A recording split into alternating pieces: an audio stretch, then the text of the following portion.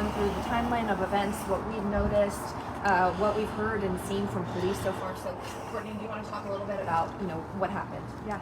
So it was just around midnight when shots rang out here at the Melody Hookah Lounge. Now, this is on that main stretch that a lot of people are familiar with on North Main Street. I mean, this is a place where a ton of community comes. The Hokies come. Hopefully you guys can hear us. We're a little bit far from the phone, so let us know in the comments if you can. But so around midnight, those shots rang out. And a couple hours later, we did learn that 4 people were hurt. They were taken to the hospital. One of those people was a Virginia Tech student, and one person was killed in that shooting. Police haven't told us if they're looking for a gunman or if they've arrested anyone, but we did see them, walking around with canine units. They had guns. They had this whole area blocked off.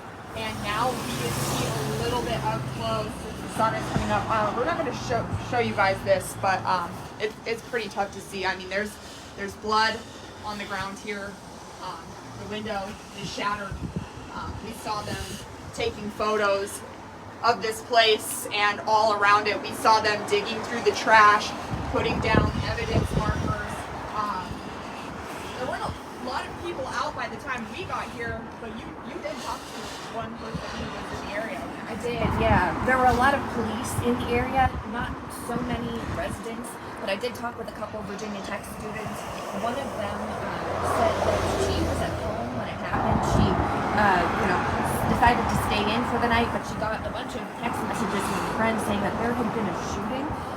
And then she went to go lock her back door, and that's when she saw police in her backyard.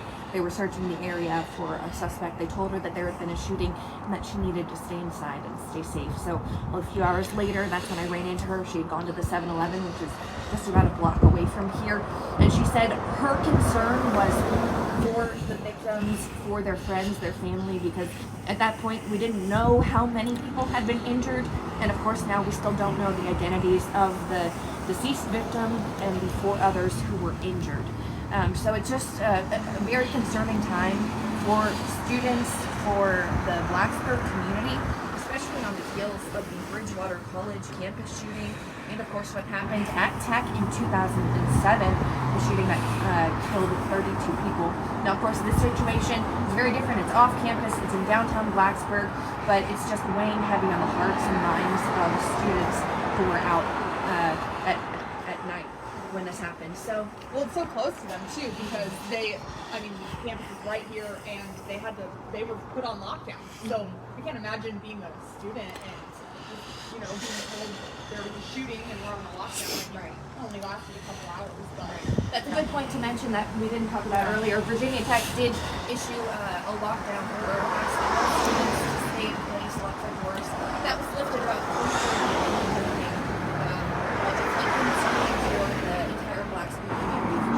And one other thing we haven't talked about, it's tough to say because we did see on this business's Facebook page that they were having a private party from 8 to 11. Now, again, the shots were fired at midnight, so they were back open to the public. So we don't know if that was related to the party or not. I'm sure a lot of those questions are going to be answered today. We are expecting to hear more from police. I mean, we have, since midnight, I feel like it's just been one detail after another, and there's still a lot of questions, Yeah. We don't know if there's going to be a set press conference with police. We are reaching out to them to try to figure out if they'll give a statement, when they'll give a statement. We're, of course, going to keep you all updated at home. But we have more crews coming here to keep you updated, figure out exactly what's going on. We still don't know about the suspect, possible suspects, a motive, if they're in custody, what led up to the shooting. So definitely still a lot of questions that we're going to work for you to answer.